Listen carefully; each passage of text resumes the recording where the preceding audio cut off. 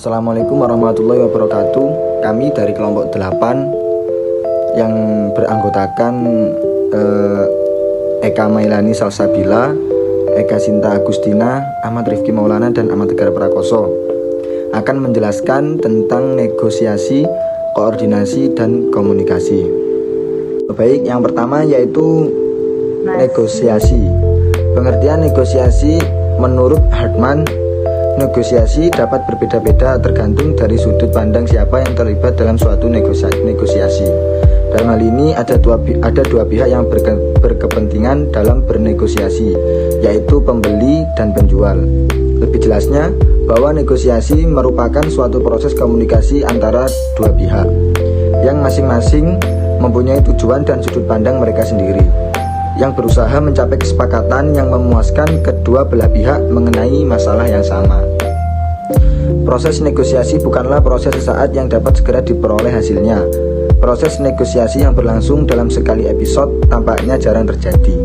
Proses yang umum terjadi yaitu suatu proses yang berlangsung secara kontinu atau secara terus-menerus hingga tercapai suatu kesepakatan bagi kedua belah pihak. Hayes menyebutkan penyederhanaan model negosiasi dapat digambarkan sebagai berikut. Yang pertama yaitu target. Ketika orang-orang mulai bernegosiasi, maka umumnya memiliki beberapa ide mengenai level keuntungan atau tujuan yang mereka harapkan dapat tercapai. Kemudian yang kedua yaitu limit. Pada sisi lain, mereka juga memiliki ide tentang tingkat keuntungan paling rendah atau batas terendah capaian yang menjadi patokan minimal agar kesepakatan negosiasi dapat diterima. Penyelesaian hanya dapat dicapai ketika ambang batas minimal dari tiap-tiap pihak yang dibawa ke proses negosiasi bertepatan atau cocok satu dengan yang lainnya. Tahapan negosiasi menurut John Hayes ada 3 proses atau tahapan negosiasi, yaitu perencanaan, persiapan, dan tahap implementasi. Perencanaan dapat memberi kontribusi yang vital terhadap hasil sebuah negosiasi. Pada tahap ini, negosiator perlu menetapkan tingkat keuntungan yang ingin dicapai dalam sebuah negosiasi. Kemudian persiapan atau preparation. Untuk mengetahui capaian minimal pihak lawan, maka seorang negosiator perlu mengamati, memantau, dan bahkan meneliti lawan negosiator dengan cara berupaya sebisa mungkin untuk mengorek informasi tentang lawan negosiator, seperti menunjukkan tim untuk memata-matai, sabotase, bahkan untuk menyadap. Tindakan tersebut dibutuhkan agar segala informasi yang dibutuhkan terkait pihak lawan terkumpul seluruhnya dan dapat digunakan untuk memaksimalkan keuntungan bagi pihak negosiator. Kemudian yang ketiga yaitu tahap implementasi. Tahap ini merupakan saat proses interaksi antara negosiator dan pihak lawan berlangsung, dan hasilnya sangat ditentukan dari strategi dan taktik dari kedua belah pihak. Strategi negosiasi itu sendiri dibagi menjadi 5 bagian, yaitu kompetitif, akomodatif, kolaboratif, non-aktif, dan kompromi. Kompetitif itu sendiri adalah untuk mendapatkan keuntungan maksimum bagi diri sendiri dan beban atau kerugian pada pihak lain. Kemudian akomodatif berfokus pada negosiator, yakni menjamin bahwa pihak lain mendapatkan beberapa keuntungan, meskipun tindakan ini perlu mengorbankan keuntungan bagi diri sendiri. Lalu kolaboratif termotivasi untuk mendapatkan keuntungan maksimum untuk kedua belah pihak. Negosiator menggunakan taktik pemecahan masalah, termasuk perilaku seperti mendengarkan secara empati. Lalu non-aktif, mengabaikan keuntungan sendiri maupun keuntungan pihak lain dengan menghindari upaya untuk mengatasi perbedaan dalam hasil yang diinginkan. Lalu yang terakhir yaitu kompromi, mengadopsi strategi menengah dan termotivasi untuk mencari sebuah tingkat kepuasan atau keuntungan bersama dengan memisahkan perbedaan atas capaian masing-masing. Kemudian ada taktik negosiasi. Taktik negosiasi ada 2, yaitu menantang dan tidak menantang. Menantang dalam artian suatu taktik bernegosiasi yang didesain untuk membantu seorang negosiator menekan pihak lain untuk menerima tuntutan negosiator tersebut.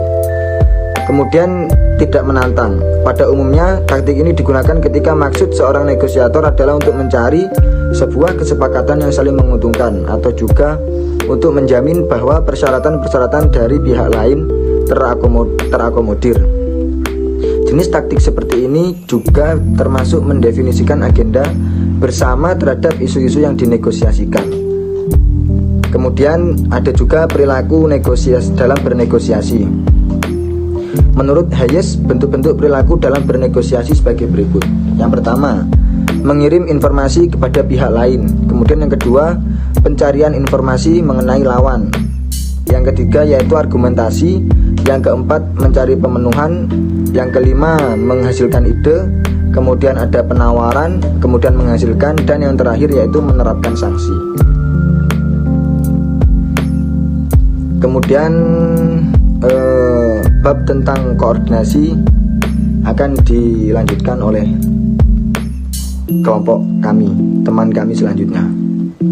Oke, selanjutnya materi dari saya yaitu adalah koordinasi. Pengertian koordinasi menurut Jung dan McKimson dapat didefinisikan sebagai proses motivasi memimpin dan mengkomunikasikan bawahan untuk mencapai tujuan organisasi. Sutisna mendefinisikan koordinasi ialah proses mempertahankan sumbangan-sumbangan dari orang-orang, bahan, dan sumber-sumber lain ke arah tercapainya maksud-maksud yang telah ditetapkan.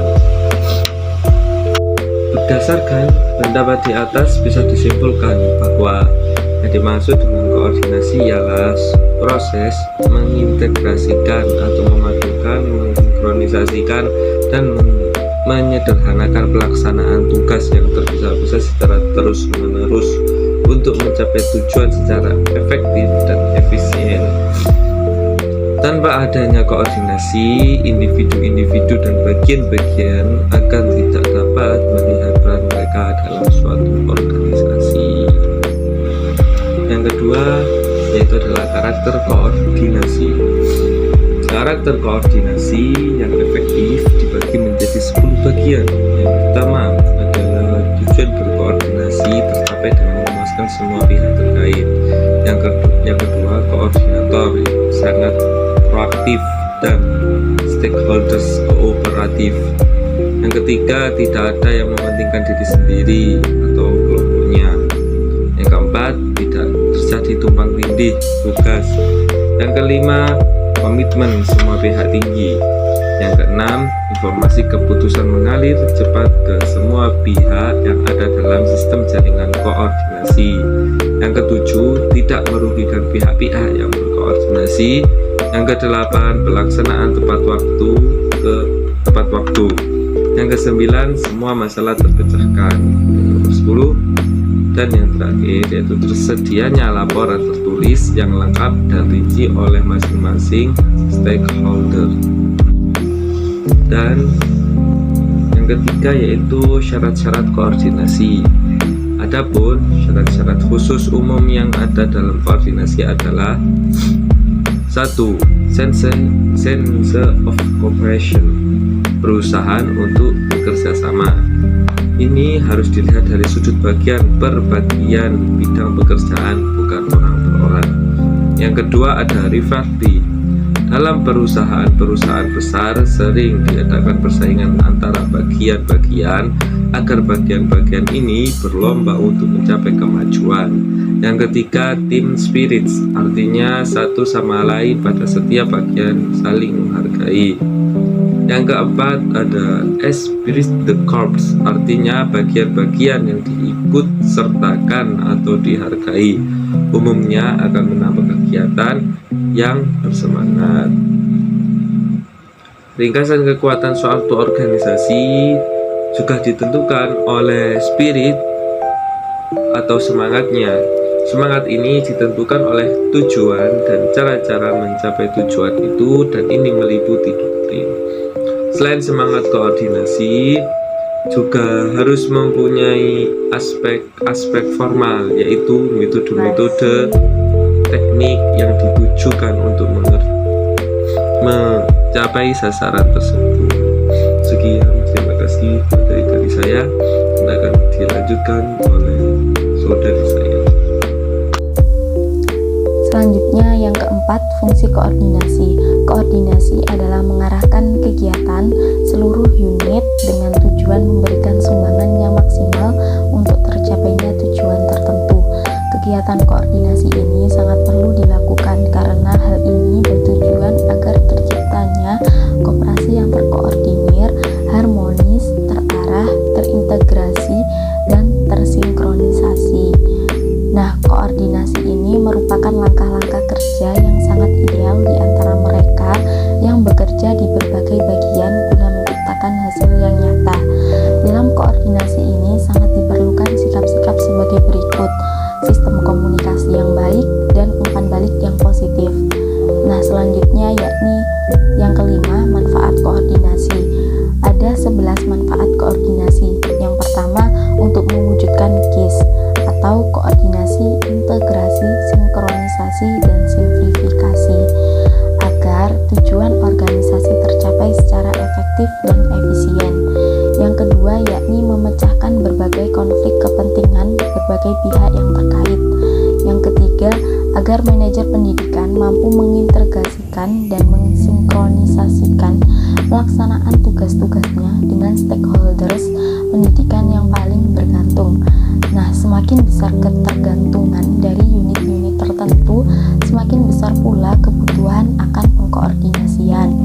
Yang keempat, agar manajer pendidikan mampu mengkoordinasikan pembangunan sektor pendidikan dengan pengembangan sektor-sektor lainnya. Yang kelima, agar manajer pendidikan mampu mengintegrasikan kegiatan fungsional dinas pendidikan dan tujuan-tujuan dari unit organisasi yang terpisah-pisah untuk mencapai tujuan bersama dengan sumber daya yang terbatas secara efektif dan efisien. Yang keenam, adanya pembagian kerja di mana semakin besar pembagian kerja, semakin diperlukan pengkoordinasian atau penyerasian sehingga tidak terjadi duplikasi atau tumpang tindih pekerjaan yang menyebabkan pemborosan. Yang ketujuh, untuk mengembangkan dan memelihara hubungan yang baik dan harmonis di antara kegiatan-kegiatan baik fisik maupun non-fisik dengan stakeholders. Yang ke-8, untuk memperlancar pelaksanaan tugas dalam rangka mencapai tujuan pendidikan dengan sumber daya pendidikan yang terbatas. Yang ke-9, mencegah terjadinya konflik internal dan eksternal sekolah yang kontraproduktif. Yang ke-10, mencegah terjadinya kekosongan dan waktu sekolah. Yang terakhir yakni mencegah terjadinya persaingan yang tidak sehat. Selanjutnya yang ke-6 yakni pendekatan-pendekatan untuk mencapai koordinasi yang efektif. Nah, komunikasi ini adalah kunci koordinasi yang efektif. Koordinasi secara langsung tergantung pada perolehan, pada penyebaran dan pemrosesan informasi. Semakin besar ketidakpastian tugas yang koordinasi, semakin membutuhkan informasi. Untuk alasan ini, koordinasi pada dasarnya merupakan tugas pemrosesan informasi. Ada 3 pendekatan untuk pencapaian koordinasi yang efektif, yaitu pendekatan pertama melalui teknik-teknik manajemen dasar, antara lain aturan dan prosedur, hierarki manajerial, penerapan tujuan dan rencana. Pendekatan yang kedua melalui meningkatkan koordinasi potensial, antara lain investasi dalam sistem informasi vertikal dan penciptaan hubungan-hubungan ke samping.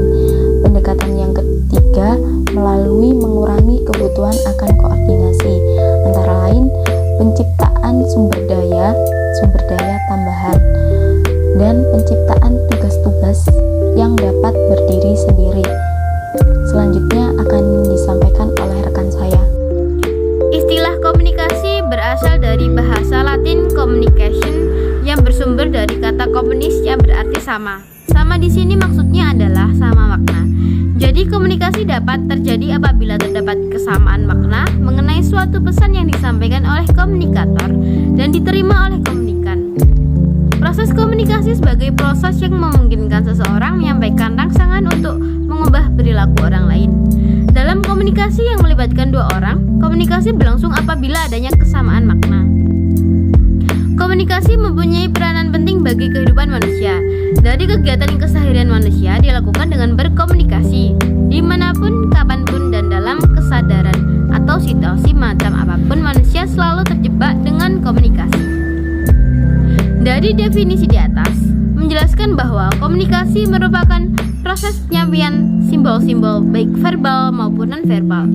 Maka dari itu komunikasi terbagi menjadi dua bagian, yaitu komunikasi verbal dan komunikasi non-verbal. Komunikasi verbal adalah komunikasi yang terjadi secara langsung dengan lisan atau tulisan.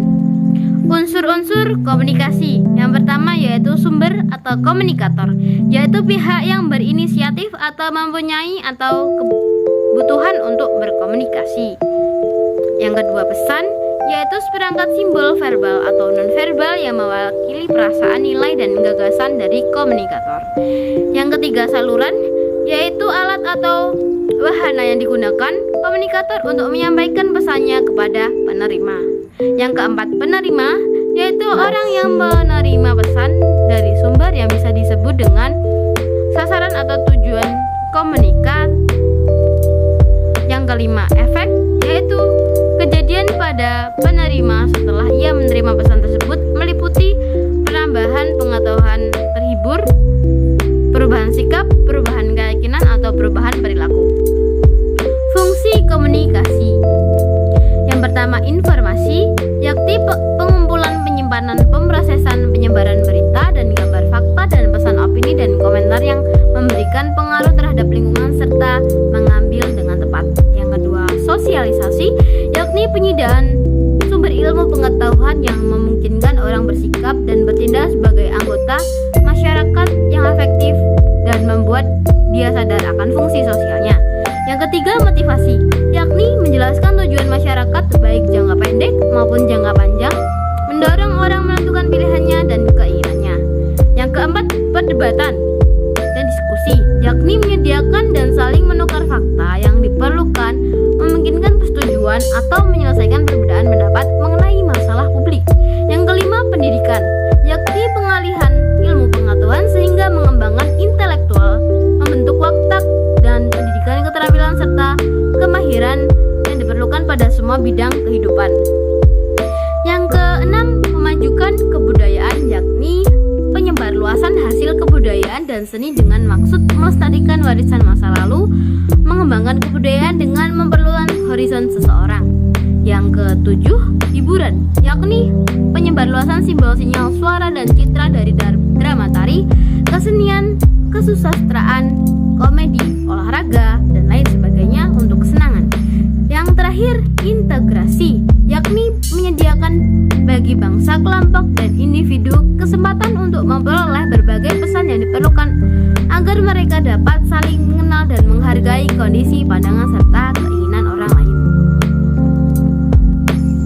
Baik, sekian presentasi dari kelompok kami. Ada kurang lebihnya kami mohon maaf. Semoga bermanfaat. Wassalamualaikum warahmatullahi wabarakatuh.